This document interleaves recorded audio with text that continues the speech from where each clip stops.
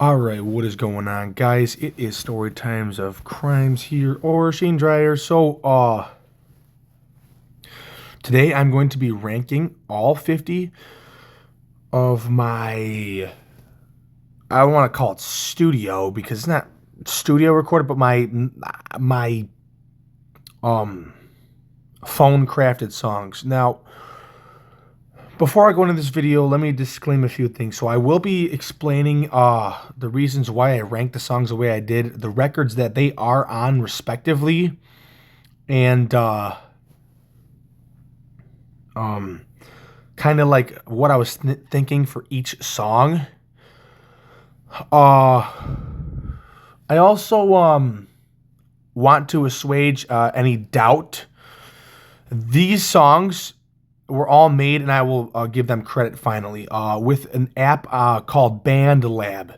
Now, BandLab will give people templates to mess around with. I decided to go straight into the studio for each and every one of these 50 songs, and I made them all originally. So yeah, give them a listen.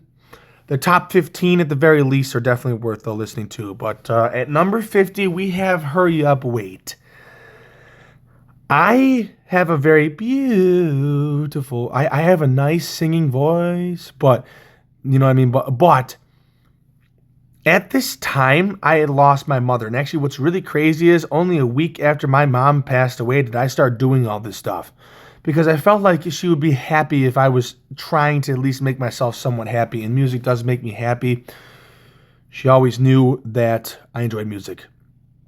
Hurry Up and Wait would be ranked a lot higher if my voice wasn't cracking and sounding like, for lack of better words, shit when I made this song. This song would be much higher. The next song up actually would be at the bottom, but my vocals were very, very bad on this song. But if you listen to the instrumentation, it's good. But this as a whole is ear-piercing.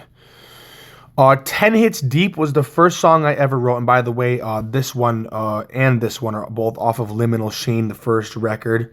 10 Hits Deep was the first song I ever made.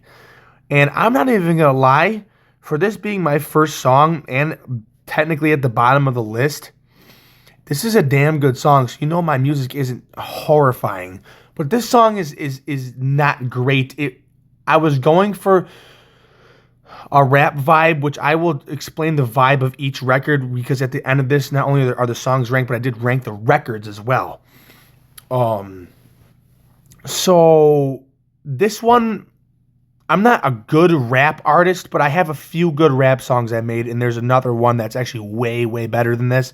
Has the same vibe, but way, way, way better. And even like there was like feedback in this, but I left it in there because I wanted the record, the first one, to not sound great, even though I really couldn't make anything good at that time, because I was, basically overanalyzing music throughout all of my lifetime.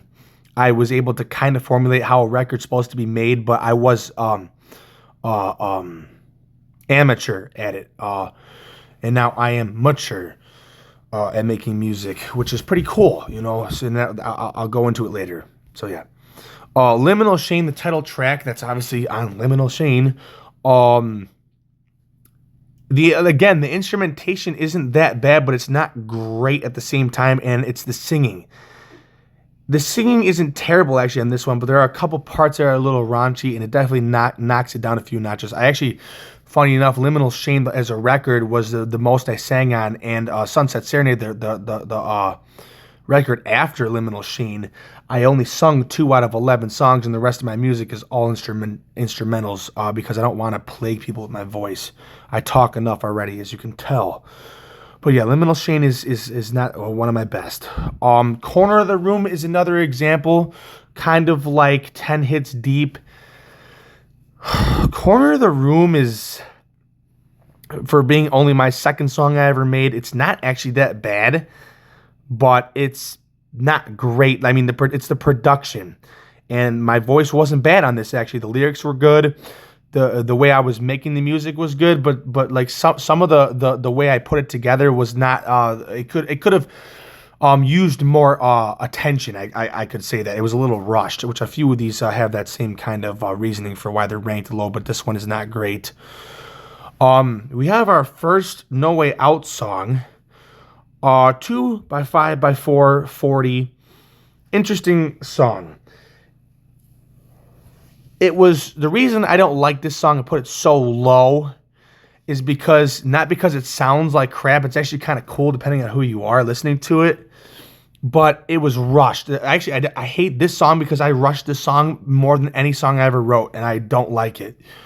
But 2 by 5 by 4 is so basically what I did was I did 2 of each instrument, 5 different styles of instruments. So let's say like 2 different types of synthesizers or 2 different types of bass, for example. I can't remember exactly what I did in here, but I did 5 different types of instruments 2 times for 4 measures each time.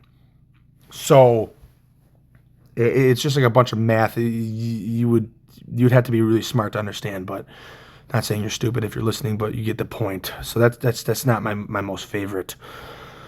Tunnel Vision is another song off of No Way Out, and Tunnel Vision I like, but Tunnel Vision poor production again. It sounds like it would be off of a good record, but it'd be the worst song on the record itself, if that makes sense. The Iceberg of Mushroom Mountain, we get our first and lowest Sunset Serenade song. Sunset Serenade is my favorite, but we'll get into that. But the Iceberg of Mushroom Mountain, again, the production quality was just raunchy, but the actual instrumentation and the beat and the bass and just the fact that it was just drums, bass, and a couple synthesizers makes this song not as bad as it could have been. You know, it's actually, for being number 44, it sounds pretty good. Embrace the Void Part 2. We're back to Liminal Shane. Embrace the Void Part 2 isn't terrible, actually. It's not a bad song, but it sounds like it came off of Metallica's Saint Anger, which actually, oddly enough, was what I was going for, and I knew right before I even made the song that it was going to be not that great. But it's still pretty cool. It has more of a metal vibe. Anechoic Chamber, another Sunset Serenader, was another metal one, but this one actually isn't that bad. It just, because I was putting this song on a record that I wanted to be calm, I didn't include like heavy guitar, I just included bass and drums, so it would sound like kind of like a heavy metal backing track, which a lot of these songs on Sunset Serenade sound like that if they have any rock elements to them at all. It's going to sound like a metal backing track with just bass and drums. And it's not, it's kind of repetitive a little bit. That's why I don't like Anechoic Chamber that much, but it's still not a bad song. We have our first NLP song. It's called Fart Spray, as you can see. This one was another rushed one, but honestly, I can't even lie. Besides Sunset Serenade, I think the NLP, for being a brutal metal record, is actually phenomenal music. Excuse me, on my part. The Fart Spray is, it's just not the best quality, but it's still nonetheless epic. Crawling, we have another No Way Out song. Crawling was a synth song. It off of obviously, well, not obviously, but off of No Way Out.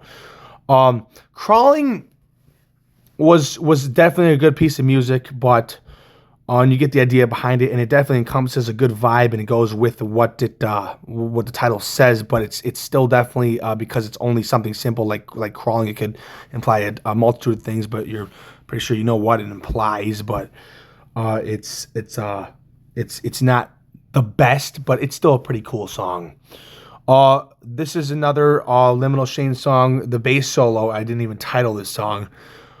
Honestly, it sounds pretty dang cool. I gotta give it credit, but because it's just a bass solo with no other instruments, I had to put it lower than some of these other songs, which are way better. But it's still a cool song. Hieroglyphic Paradise is definitely a well-crafted song. I like the idea behind this one. It's got like an Egyptian psychedelic kind of mystical vibe to it, and I like this a lot, as a lot of my songs do. But this one was one of the first songs I wrote that truly encompassed like a mysterious vibe to it. I like Hieroglyphic Paradise, but it's not one of my best pieces. Enhanced Dome is just like Anechoic Chamber. It's off of Sunset Serenade, and it sounds like a metal backing track. It's not bad, but it's not the greatest music. But give it a hit if you want to. Salvia Divinorum, Sunset Serenade. Salvia Divinorum was the last song I wrote for Sunset Serenade, and it was coming close to the deadline because I wanted to release Sunset Serenade and Liminal Shane in succession the day after each other, or one the day after the other. So this one was a little bit more rushed, but if you listen to it, it sounds good. But there was one part in the beginning where I screwed up the keyboard, but I left it in there. I don't know why I left it in there, but I did, and it doesn't sound the best. But it's not terrible if you really listen to it and think deeply. Flower off of NLP, another NLP song. Flower, I like Flower. It's good, but it's simple. It actually is too simple, if that makes sense. Not a bad song. It's at 35 for a reason. Not a bad song, but it's simplistic is the reason why it's lower. Self-Reflective Sunset is the first song I wrote for No Way Out, and actually you'll notice a theme even with my EP. Every single song that I write for each record, the first song I write for each record always closes it out. 10 Hits Deep closes out Liminal Shane. 60 Years Max closes out Sunset Serenade. Airhorn closes out NLP. Self-Reflective Sunset closes out No Way Out.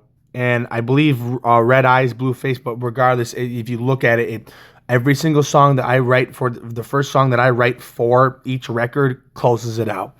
But anyways, this is my longest piece of music, clocking in at 7 minutes and 4 seconds, I believe. And I was going for, believe it or not the song Iowa, but the demo, Mate Feed Kill, or not Mate Feed Kill Repeat, Killers Are Quiet off of Mate Feed Kill Repeat by Slipknot. I was going for because I thought this was going to be my last record. It technically was. There was an EP after this one. But at the time of making this record and developing the idea and the music for it, I was thinking of something dark specifically just to close this one out. I want this song to be very dark.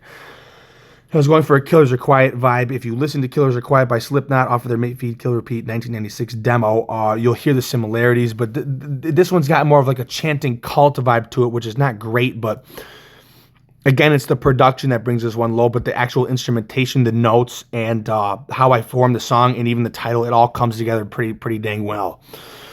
Sharpie is another one of those basic tracks, but it's a brutal metal track that I like a lot. Off of NLP, I like it a lot.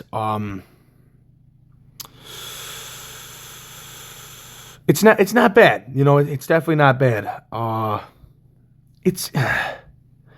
didn't really think of much when I made this song, but even without thinking of much, I still created a good song, and that's why it's so high on the list. Keyboard instrumental, another Liminal Shane song. This is another solo, which is why it's so low. But honestly, out of all the solos, because there's a few solos on these records, this one is one of the best besides the number one song, which is actually ends up being my shortest piece of music, but it's one of the best. But Keyboard Instrument is actually worth a listen. It's a good song. We're starting to get into good territory now. Egg off of NLP. This one actually has some nice, specifically it starts on bass, and it's got some nice bass lines in it. It's actually a really groovy song. I like Egg a lot. That's all I'll say about it. It's actually a really good song. Confetti intro / band solo. This one, it's actually for being a band solo. What I did with this one was I started off bass solo, guitar solo. Bass solo, guitar solo, and then 2 drum solos to make it 2, 2, and 2 for each person, but it kind of forms a cool format. And then everyone comes in for like the last 10 seconds. I actually think it's kind of a cool song, to be honest. And it opens the song Confetti on NLP. We'll get to that one later. Embrace the Void Part 1 is one of the better songs off of Liminal Shane. It has similar to Hieroglyphic Paradise. It has but this one has more of a phobia of outer space kind of vibe to it. It's definitely eerie for sure, and that's why I like Embrace the Void Part 1 a lot.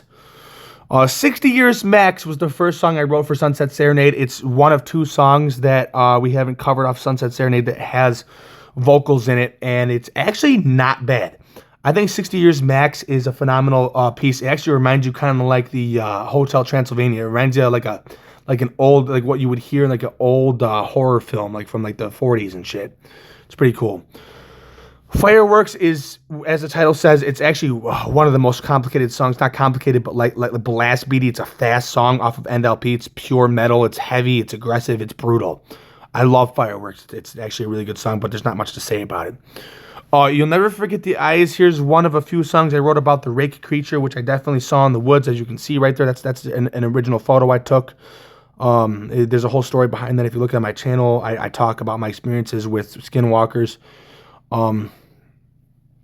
You'll Never Forget the Eyes is purely synthesizers, but it's very, very creepy. This song, No Way Out, definitely had a lot more creepiness to it, and I'll get into each vibe of each record, what I was going for each record later, and my processes with that. He is just another one for 25.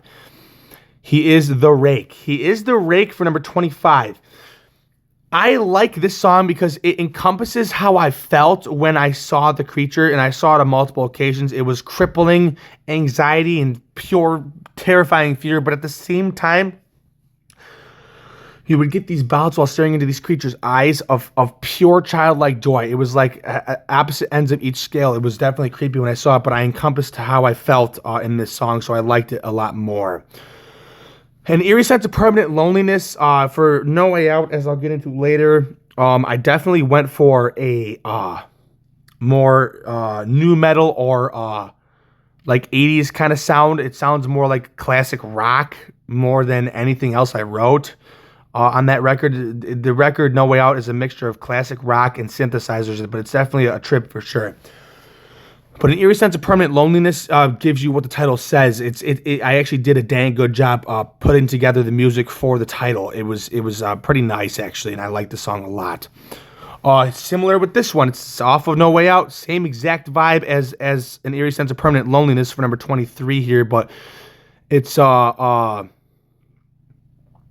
like what many people can relate to. It's like once that last leaf falls off the trees, you got a long 4 or 5 months ahead of you before spring again. It's rough around the area I live in. Buffalo, New York is a city I will never leave, but a city that is definitely plagued 9 out of 12 months of the year. For 22, The Uncertainty of Death. Here's another one. And now these songs are going to actually start encompassing the title that they have very, very, very, very, very well, to a point where it's actually trippy. Like this music starts to get really good. In fact, and I said 15 and up. When we get to about 20 and up, you actually are going to want to listen to these songs if you like music or a musician or are good at music or just want to relax. It's actually really, really, really, really, really good. And I'll tell you about the records later and which ones you listen to for each different personality. But The Uncertainty of Death is definitely a good song. It's again eerie. It's off of No Way Out. The whole record's creepy as heck. It's insane. 21, Hash Prince Prince. This song would be again just like with I forgot the one. Just like with the worst song I made technically. Hurry Up Wait. This one would actually probably be in the top 10 based on how I designed the song and named it. If it wasn't for my vocals, but the lyrics even I wrote were phenomenal. My vocals weren't terrible. I actually was in a better mood this day, and this was during my mom's grieving process, which I still am grieving, but you get the point. I'm getting a little bit better and realizing that my mom would not want me to be sad and sick and depressed. So, but at this time, it's still not a bad song for me. This is my best piece of music, probably. If you want to consider like actual music that has both music and vocals and lyrics, this is technically my best piece of music, but it's not in my eyes. Here we have the first The Sky Holds the Answers song, and this is the title track, The Sky Holds the Answers. This one is a synth song, and it's really, really, really honestly a nice song. It's a good piece of music. I like it a lot. There's not much to say about it, but it's uplifting. If you want an uplifting song, this one. Blessed Are the Confused has a similar vibe to when the last leaf falls, in an eerie sense of permanent loneliness. It's the same exact vibe, but this one I like. It's more euphoric in this one. This one doesn't give you an eerie vibe as much as it gives you like a reflective vibe, which I like. Blessed Are the Confused is a good song. 18, another Sunset Serenade song. He'll Be With Us Forever. At the time of me making this song, which is like a few songs into recording Sunset Serenade after I wrote Liminal Shame, this was at the time, in my eyes, my best song. I never forgot this song. I always come back to this song. I love this song. He'll Be With Us Forever is worth a listen, but I warn you, there's a very creepy segment at the end that if you were like somewhere in the middle of the woods or you're by yourself, you're going to get chills from it. It's eerie. 17, this is a No Way Out song, A One and All Chance. Just like the title says, I'm a very unique person, and I'm not saying that to boast or brag. I believe it wholeheartedly. And A One and All Chance, I honestly really, really, really like, even though it's a little more simplistic. I like A One and All Chance. If you give it a listen, it reminds you of exactly what the picture you see on screen. It's like just a lone sunset through a pine forest. It's bliss. Confetti off of End LP. Confetti for number 16. This one was written very well. I believe there's a solo. No, yeah, I do know. There's a solo. It is one of my best solos ever, which is crazy because I just made this on my phone. But it was all throughout a well-crafted, natural chorus, verse. You know, like how you would write it. Obviously, there's no lyrics, but well, not obviously, but there is no lyrics in this, but. It's still got a chorus, verse, solo, chorus, verse, and it's straightforward, but it's a really good piece of music. We're getting in the top 15. This is the second highest Liminal Shame song. There are actually a few songs on Liminal Shame, even though I hate that record. There's a few songs on Liminal Shame that take a dang good turn for the crappy music I was producing at that time. Even though technically for those being my worst songs, they're not bad, honestly. Some people can't even make songs like that if they tried harder. But Choir from Purgatory was the first song this is when I started to trend away from singing. It's actually one of the only songs on Liminal Shame that has no lyrics from me, except if you want to count my harmonization in the beginning. But technically, I didn't sing at all on this.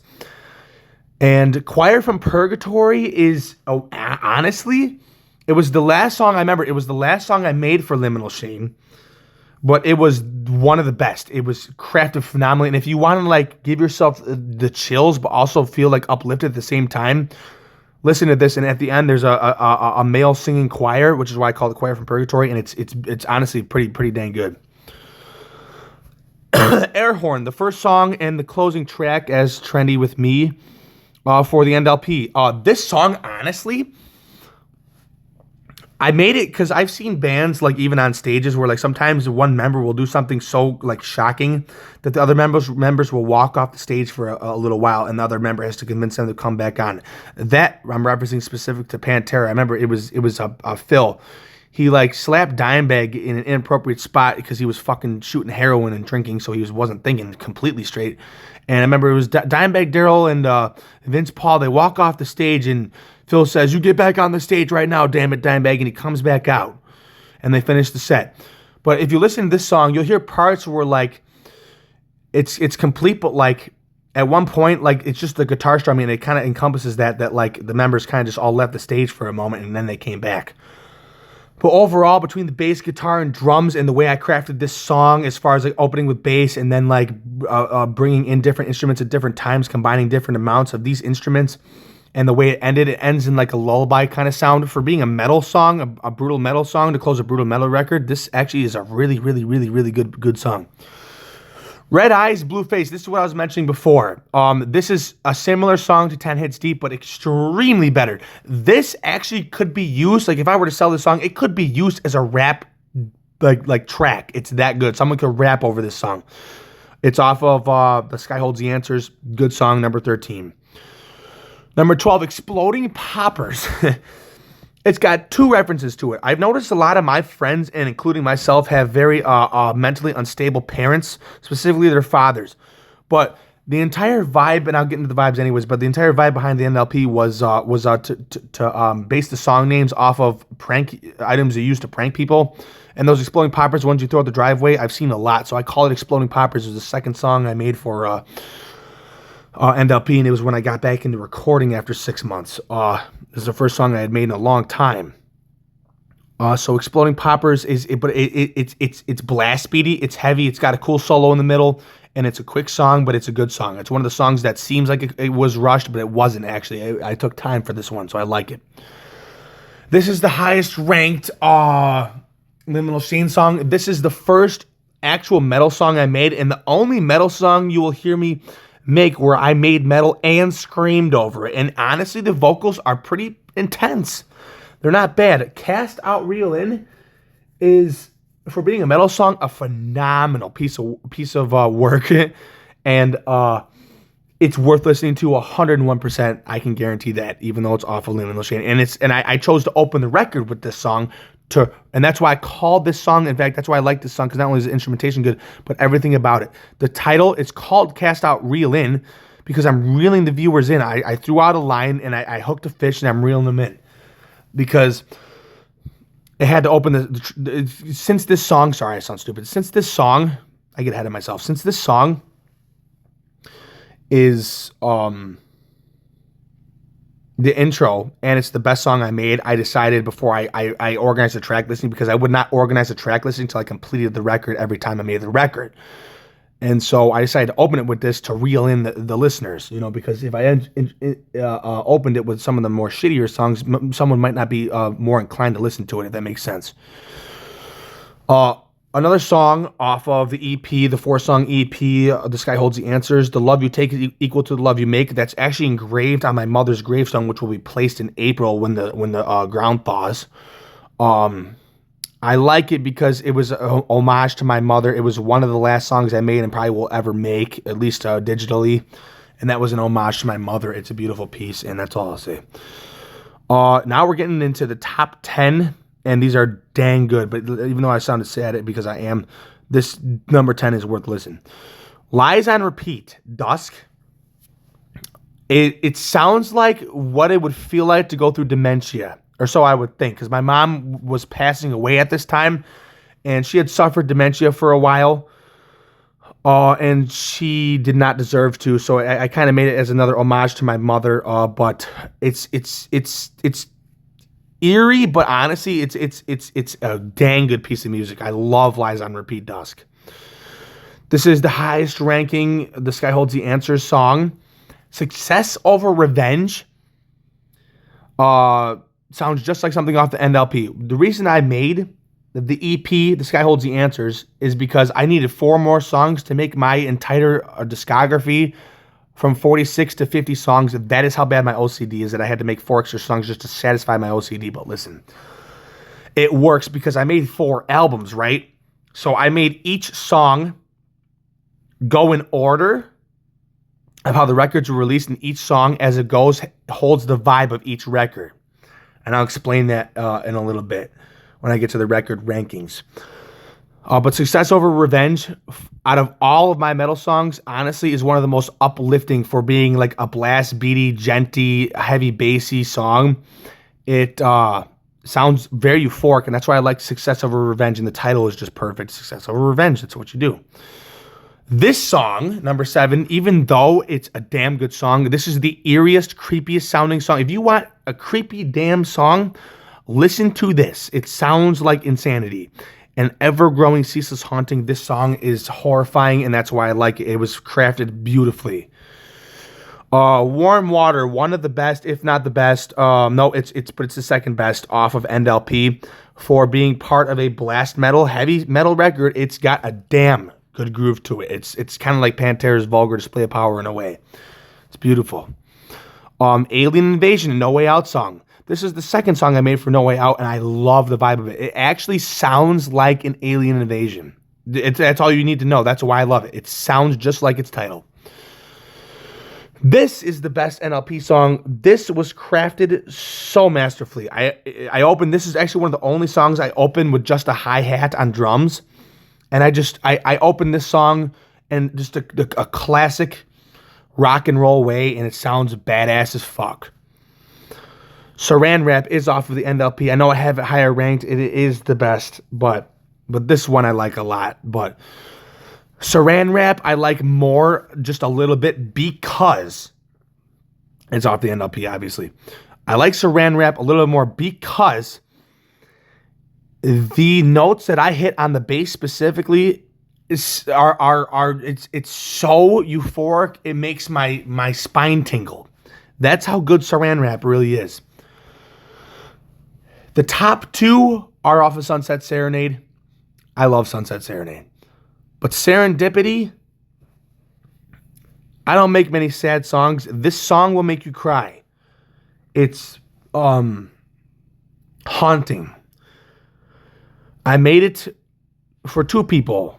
The beginning parts were made for my mother's death. The ending was made for me mourning one of my ex-girlfriends before I found my love of my life here. But yes. This song, I even changed the color. This is my shortest song. I want to talk about this one. This song, mellifluous, as a definition, refers to a beautiful piece of music. I decided to call it MM, mellifluous melody. This song sounds like a Beethoven, however the fuck you pronounce it. It sounds like 1800s fucking classical, no lyric, beautiful music. And what's crazy is the opening 40 seconds of this song. It's 1:30. The opening 40 seconds are just three acoustic guitars all layered together, kind of soloing together. What gave me the inspiration for this song, believe it or not, was Eddie Van Halen's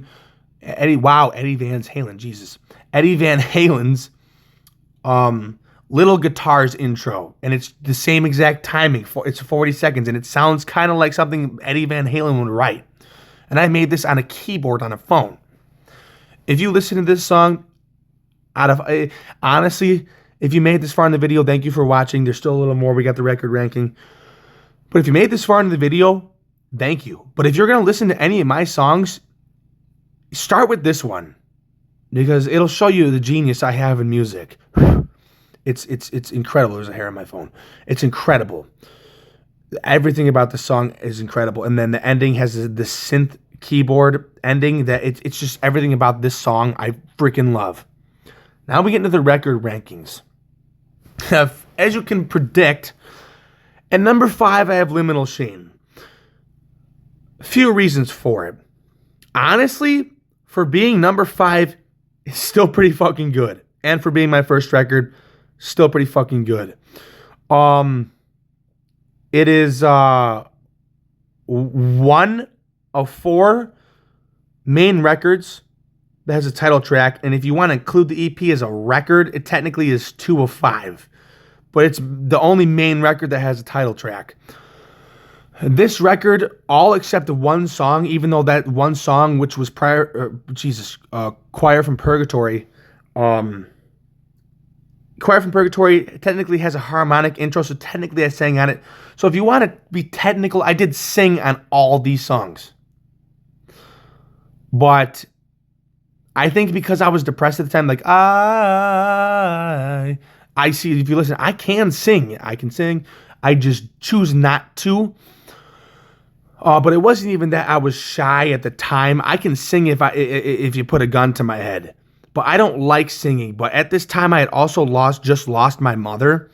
And I was extremely depressed. I was so depressed that I couldn't even fake enthusiasm. I was so depressed.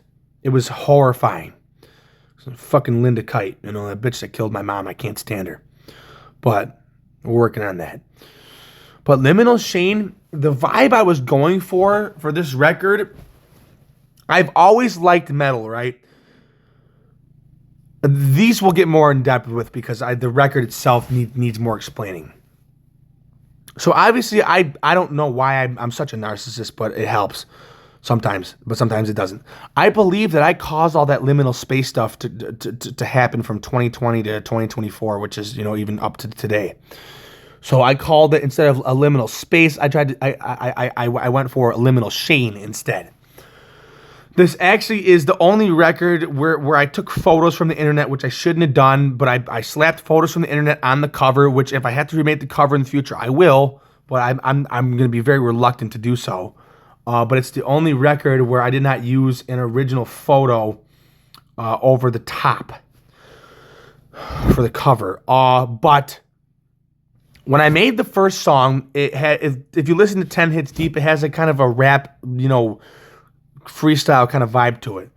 So when I made that, I thought, well, damn, I'm not a rapper. I'm not a gangster. I don't want to be making no rap record and having people come after me. So what I'm going to do is I'm going to fuse the two together because I'm white as shit. I'm going to fuse the two together. So I made a rap metal record. And I think for mixing the two, it doesn't sound that bad, but it's not great. This record would be better if I had recorded it at a better time in my life.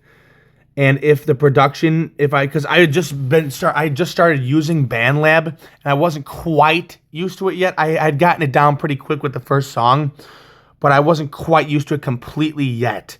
So you got some moments in there where I fuck up, but I was fucking up so much that I said, screw it, I'm just gonna go with it. So the record isn't top tier, but it's not bad if you listen to it in its entirety. But there are some raunchy parts of this record, I can't even lie.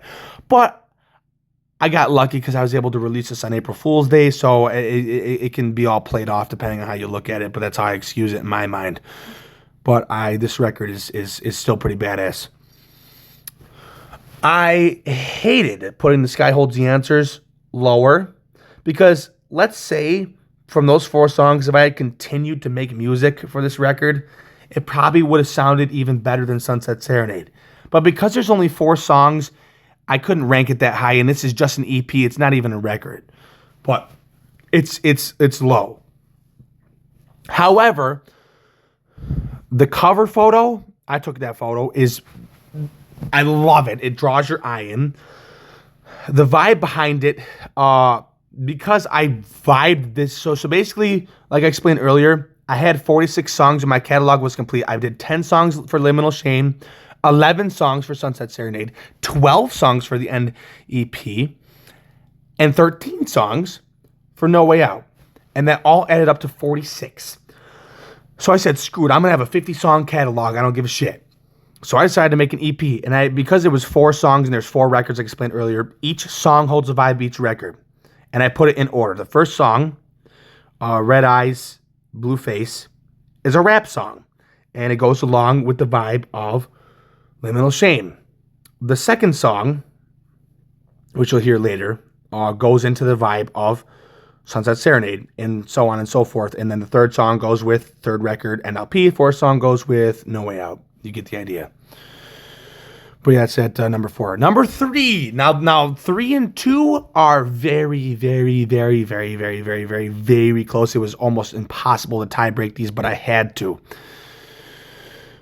No Way Out, that's actually my ancestry makeup right there. That was like where they traced my roots. I'm mainly Polish, as you can see, but I was also German and Irish and English from my mom's side, and those were the settlers that came over before my Polish ancestors in the 1800s. They actually came over on the Mayflower. I'm related to a man called Richard Warren. You can look him up. He was on the Mayflower, and I can trace my DNA back to him. He was an original American settler, so you want to call me an American patriot? Sure, because I am.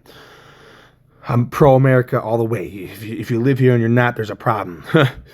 But I think it's pretty cool. But anyways, this record, going into this record, what's crazy is when I made Liminal Shame and before I even released it all on YouTube, the final releases, I had the idea in my head that I was going to do 4 records. I knew that I wanted my second record, which it turned out to be a lot more relaxed. That's why I called it Sunset Serenade. I want it to be more acoustic and synthesizer, very relaxing and pleasing to the ear.